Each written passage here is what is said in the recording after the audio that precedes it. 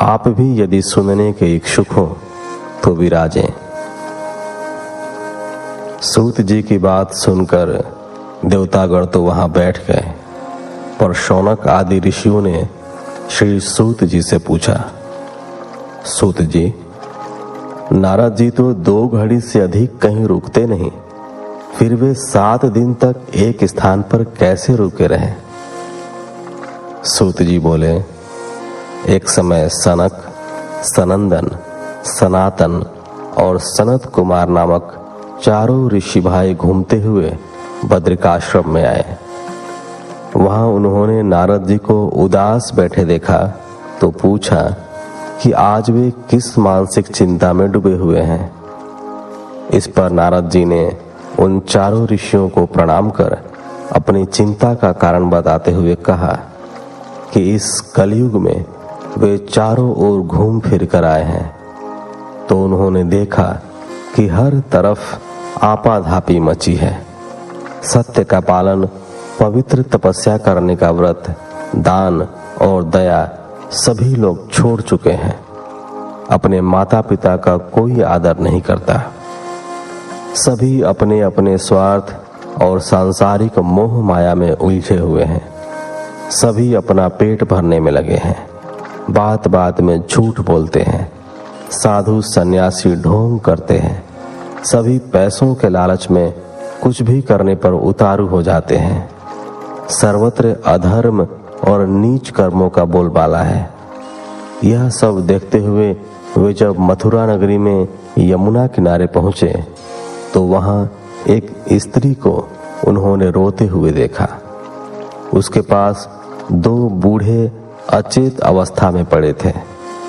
कोई भी उस स्त्री की सहायता करने नहीं आ रहा था।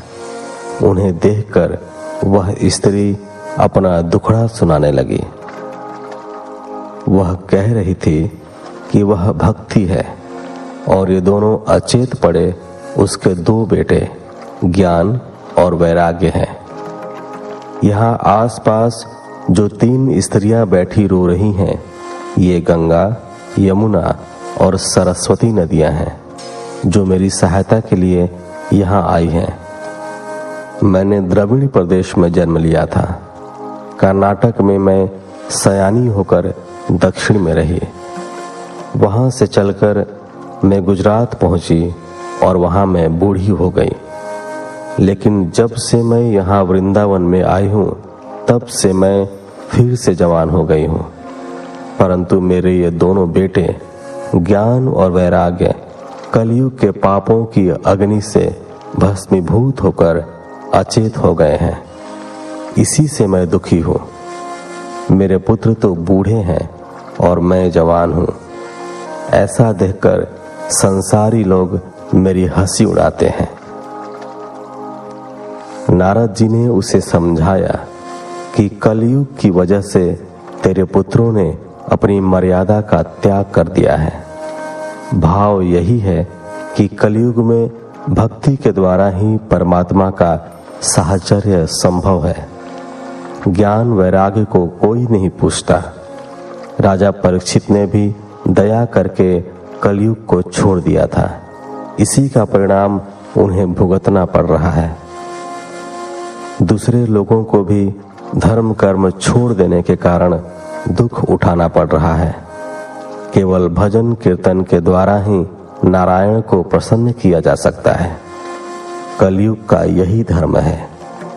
इस युग में तो ब्राह्मण दान लेकर भी प्रायश्चित नहीं कराता।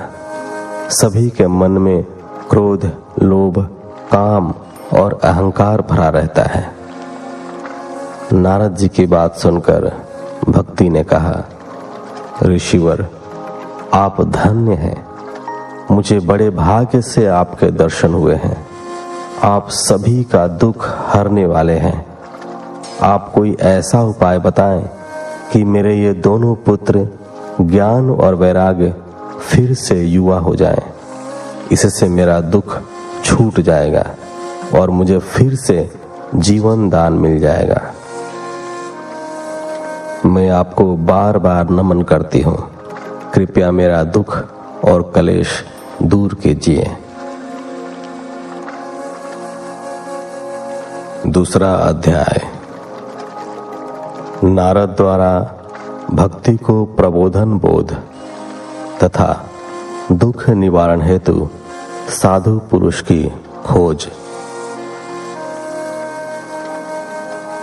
नारद जी ने स्त्री रूपी भक्ति से कहा, हे देवी, तुम अब श्री कृष्ण का ध्यान करो और समस्त चिंताओं को छोड़कर उन्हीं में अपने मन को लगाओ। श्री कृष्ण तुम्हारे समस्त कष्टों को दूर करेंगे।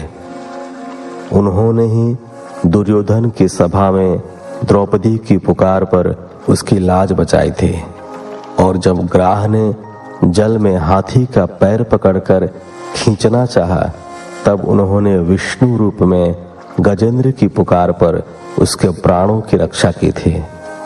श्री कृष्ण अपने भक्तों को बड़ा प्रेम करते हैं। उनकी पुकार पर वे नंगे पैरों भागे चले आते हैं। हे भक्ति, बैकुंठनाथ श्री विष्णु को भक्तों से इतना प्यार है कि वे ऊंच नीच का भेद नहीं करते। जहां भक्ति का वास होता है वे वहां तत्काल पहुंच जाते हैं।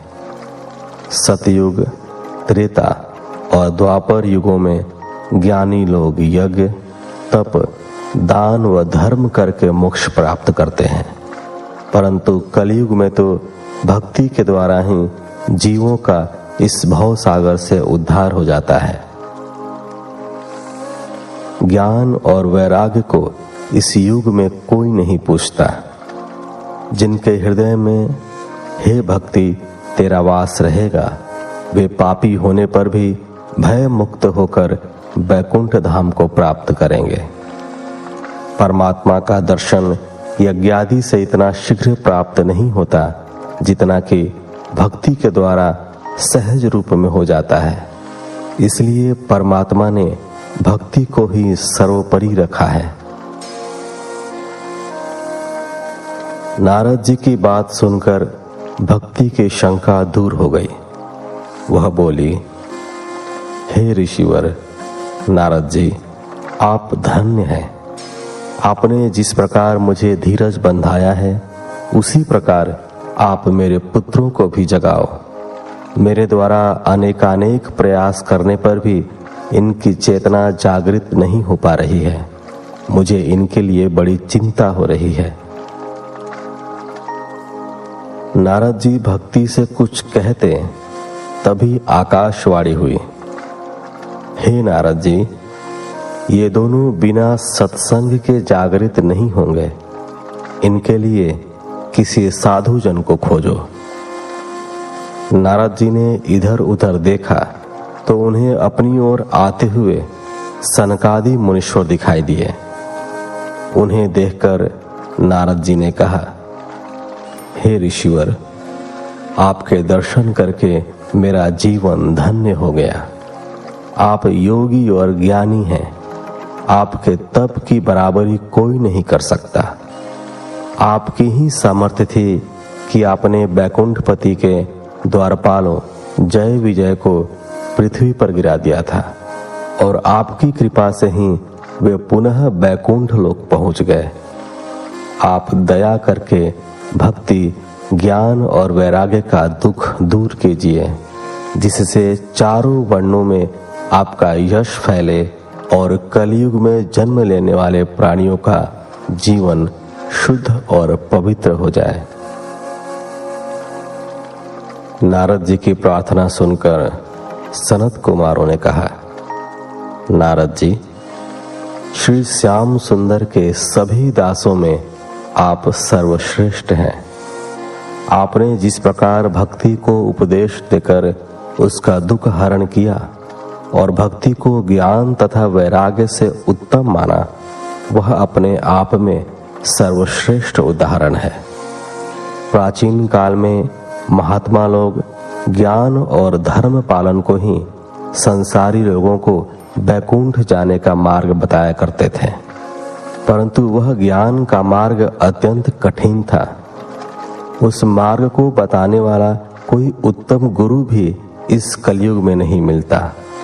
इसलिए आज के युग में जो कोई भी सच्चे मन से श्रीमद् भागवत की कथा को सुनता है उसे बैकुंठ जाने का मार्ग मिल जाता है। परमात्मा के श्री चरणों में अगाध भक्ति और प्रेम बढ़ाने का इससे उत्तम कोई अन्य मार्ग नहीं है। ऐसा सुनकर नारद जी ने सनत कुमारों से कहा, आप सत्य कहते हैं ऋषिवर। मैंने वेद व गीता का अध्ययन करके ज्ञान और वैराग्य को जगाने का बहुत प्रयास किया, पर उनमें चेतना नहीं आई। अब आप ही बताएं कि श्रीमद् भागवत की कथा कहने से वे किस प्रकार से जागेंगे। सनत कुमारों ने कहा, हे ऋषिवर नारद जी, सभी वेदों का सार तत्व श्रीमद् भागवत में निहित है। उसके एक एक श्लोक व पद में वेदों का अर्थ दूध में घी की तरह भरा है। उसका उचित मंथन करके ही घी को प्राप्त किया जा सकता है। श्री वेद व्यास जी ने वेदों का मंथन करके उसके सार तत्व को श्रीमद् भागवत में भर दिया है। आप तो सब जानते हैं, फिर अनजान क्यों बन रहे हैं। श्री नारायण ने श्रीमद् भागवत के 4 श्लोक श्री ब्रह्मा जी को सुनाए थे। आपने भी उन्हें सुना था और उन्हें आपने श्री वेदव्यास जी को बताया था। वेदव्यास जी ने उन्हें विस्तार देकर श्रीमद् भागवत की रचना की है। वही कथा सभी प्राणियों का दुख हरण करने वाली है और इस संसार की मोह माया से उनका उद्धार करने वाली है। नारद जी ने गदगद होकर कहा, ऋषिवर, भाग्य से ही सत्संग प्राप्त होता है। आपके दर्शनों से यह सौभाग्य आज मुझे प्राप्त हुआ है। अब आप मुझे यह बताइए कि इस भागवत कथा का पारायण कहाँ पर करना चाहिए और कितने दिनों में करना चाहिए। तीसरा अध्याय, श्रीमद् भागवत की सप्ताह विधि और उसका फल। सनत कुमारों ने कहा, हे ऋषिवर नारद जी, हरिद्वार में गंगा की पावन जलधारा के तट पर यह कथा सुनाने का बहुत अच्छा स्थान है। वहां पर वृक्षों की घनी छाया है। बहुत से ऋषि व मनीषी ज्ञान साधना में लगे हुए वहां निवास करते हैं। उस स्थान पर यह कथा रूपी यज्ञ करने से ज्ञान वैराग्य में लगे लोग जाग जाएंगे और भक्ति रस के आनंद में सराबोर हो जाएंगे। नारद जी बोले, हे ऋषिवर, आपको भी हमारे साथ चलना होगा। बिना आपके यह कथा यज्ञ पूरा नहीं होगा। नारद जी के आग्रह पर चारों भाई बद्रिकाश्रम से चलकर हरिद्वार आए और वहां रहने वाले ऋषियों और मुनियों से उन्होंने श्रीमद् भागवत कथा कहने का मंतव्य प्रकट किया। उन्होंने उनसे कहा कि जो कोई भी इस कथामृत का पान करना चाहे वे गंगा तट पर एकत्र हो जाए। श्री नारद जी व सनत कुमारों की वाणी सुनकर उस स्थान पर रहने वाले ऋषि भृगु, वशिष्ठ, च्यवन, मेधातिथि, गौतम, परशुराम, मार्कंडेय, विश्वामित्र, पराशर और वेद पाठी आदि जितने भी ऋषि व मुनि वहां उपस्थित थे, सभी उस कथामृत का पान करने वहां आए। इन ऋषिवरों के अतिरिक्त वेद पाठी, गंधर्व, किन्नर, नागरिक, आबाल वृद्ध व स्त्री पुरुष वहां एकत्र हो गए। जब श्री नारद जी ने शंख ध्वनि की तो देवगण भी अपने अपने विमानों में चढ़कर वहां कथामृत का पान करने आ पहुंचे। सभी ओर से मंगल गान और जय ध्वनि होने लगे। सभी सोच रहे थे कि देखें कौन परमेश्वर की लीला का बखान करता है। नारद जी ने सभी को आदर पूर्वक स्थान ग्रहण कराया। जब सभी शांत होकर बैठ गए तो सनत कुमारों ने नारद जी से कहा, ऋषिवर, हम आपको वह कथा सुनाते हैं जो श्री सुखदेव जी ने राजा परीक्षित को सुनाई थी। इस कथा में 18,000 श्लोक हैं। उन्हें सुनने और मनन करने से मुक्ति सामने खड़ी दिखाई देने लगती है। हे नारद जी, श्रीमद् भागवत की कथा सुनने से जो पुण्य फल प्राप्त होता है, वैसा फल हजारों अश्वमेध व वाजपेयी यज्ञ करने से भी प्राप्त नहीं होता। जब तक इस संसार की मोह माया में लिप्त लोग इस कथा को नहीं सुनते, तब तक उनके पाप कर्म उन्हें दुख के गर्त में धकेलते रहते हैं। इस अमृतमयी कथा को सुनने के उपरांत सभी पाप इस प्रकार से दूर भाग जाते हैं जैसे सूर्य के उदित होते ही कोहरा छट जाता है। जो लोग श्रीमद् भागवत का प्रतिदिन 1 या 2 श्लोकों का पाठ भी करते हैं, उनकी भी मुक्ति हो जाती है। और जो नित्य श्रीमद् भागवत का पाठ करते हैं और दूसरों को श्रवण कराते हैं, उनके करोड़ों जन्मों के पाप जलकर भस्म हो जाते हैं।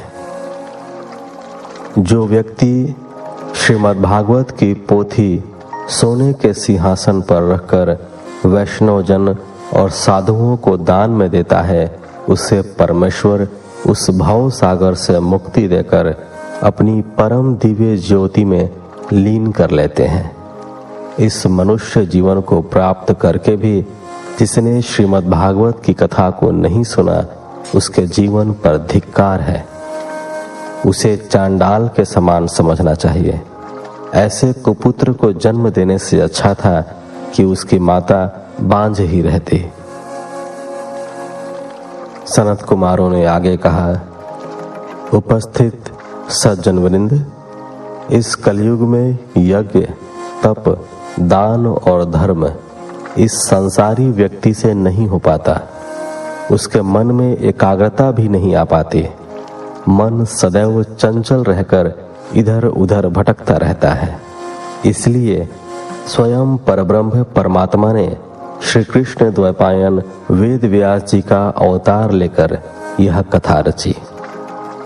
यह कथा 7 दिन में सुनी जा सकती है। जो कोई व्यक्ति 7 दिन में चित्त लगाकर इस कथा को सुनता है, उसे सभी प्रकार के यज्ञ, तप, व्रत व दान करने का फल प्राप्त हो जाता है और उसका जीवन आवागमन के चक्र से मुक्त हो जाता है।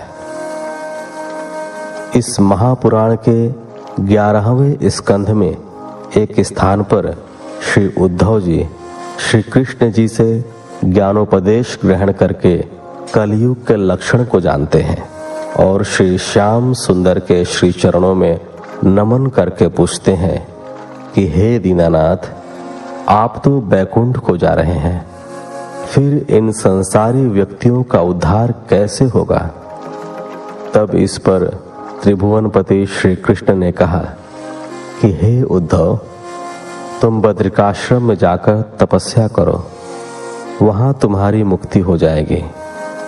मेरे जाने के उपरांत भी इस संसार में श्रीमद् भागवत रूपी कथा इस जगत में सदैव रहेगी। जो मनुष्य 1 सप्ताह तक भागवत कथा को सच्चे मन से सुनेगा, उसको मेरा दर्शन अवश्य होगा। इसे सांसारिक लोगों को दुखों से मुक्ति दिलाने वाला पारायण समझना चाहिए। इसके सिवाय इस कलयुग में मुक्ति का कोई दूसरा उपाय नहीं है। इतनी कथा सुनाने के बाद सूत जी ने शौनक आदि ऋषिवरों से कहा, ऋषि श्रेष्ठ मुनिवर, जब श्री सनत कुमारों ने वहां सप्ताह का पारायण करके श्रीमद् भागवत की कथा सुनानी प्रारंभ की, तब सभी ने उससे पूर्ण मनोयोग से सुना।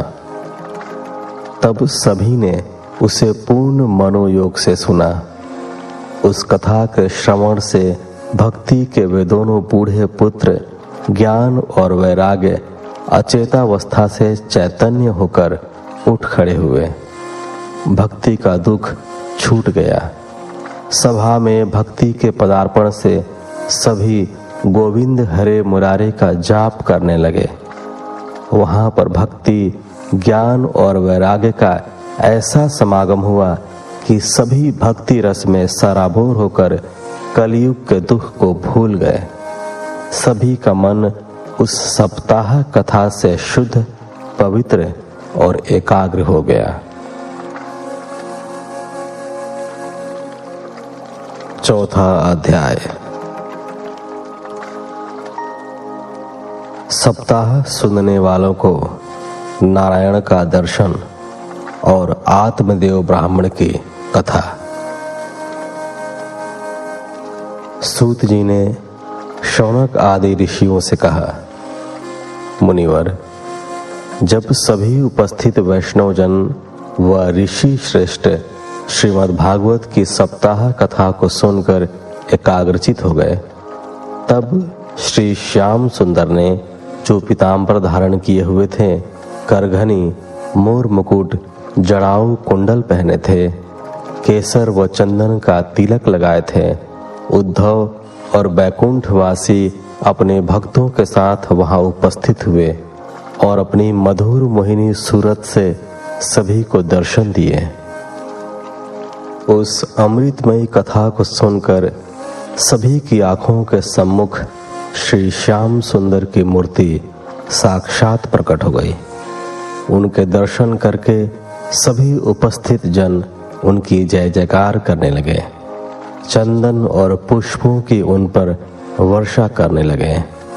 धूप, दीप और नैवेद्य से उनकी पूजा करने लगे। शंख की तुमुल ध्वनि से उनकी उपस्थिति का जय घोष करने लगे। ठठ के ठठ लोग उमड़कर उनके चरणों में गिर पड़े। ऐसा अद्भुत आनंद देखकर श्री नारद जी ने सनत कुमारों से कहा कि उन्होंने यह सप्ताह यज्ञ करके सभी को मुक्ति का अधिकारी बना दिया है। इनके अतिरिक्त और कौन लोग हैं जिन्होंने इस कथा को सुनकर मुक्ति प्राप्त की है? इस पर सनत कुमारों ने कहा, ऋषिवर, इस कलयुग में जो मनुष्य अपने पाप कर्मों से पापी कहलाते हैं, जो दुष्ट, लालची, चुगलखोर, दुष्चरित्र, कामी और क्रोधी हैं, वे भी इस सप्ताह कथा को सुनकर मोक्ष को प्राप्त करते हैं। इस कलयुग में जो व्यक्ति अपने माता पिता की सेवा करता है, वह अपने कर्म और धर्म से रहित, लोभी होने पर भी इस कथा को सुनकर भव सागर से पार हो जाता है। अब हम आपको एक पुरानी कथा सुनाते हैं। यह कथा एक ऐसे ब्राह्मण की है जिसकी पत्नी बड़ी कर्कशा थी। आत्मदेव ब्राह्मण की कथा। दक्षिण दिशा में तुंगभद्रा नदी के तट पर स्थित एक नगर में आत्मदेव नामक एक ब्राह्मण अपनी पत्नी धुंधली के साथ रहता था। ब्राह्मण बड़ा ज्ञानी, तेजवान और सदाचारी था, जबकि उसकी स्त्री बड़ी कर्कशा थी। वह सारे दिन सांसारिक मोह माया में फंसी रहती थी और बात बात में अपने पति से लड़ाई झगड़ा करती रहती थी। वह ब्राह्मण जैसी परमेश्वर इच्छा कहकर चुप रहता था और अपना समय काटता था। उस ब्राह्मण के यहाँ कोई संतान नहीं थी। उसने संतान के लिए खूब दान दक्षिणा बांटी, पर उसे संतान का सुख प्राप्त नहीं हो सका। एक दिन दुखी होकर वह अपना जीवन समाप्त करने की इच्छा से वन में चला गया। वहां एक सरोवर के किनारे वह भूखा प्यासा दोपहर तक बैठा रहा। चिंता के मारे उसका बुरा हाल था। संतान न होने के कारण उसके पितरों को मुक्ति नहीं मिलेगी। यह सोच सोचकर वह हैरान परेशान था। उसी समय एक सन्यासी वहां आया और उस ब्राह्मण को उदास देखकर उसकी उदासी का कारण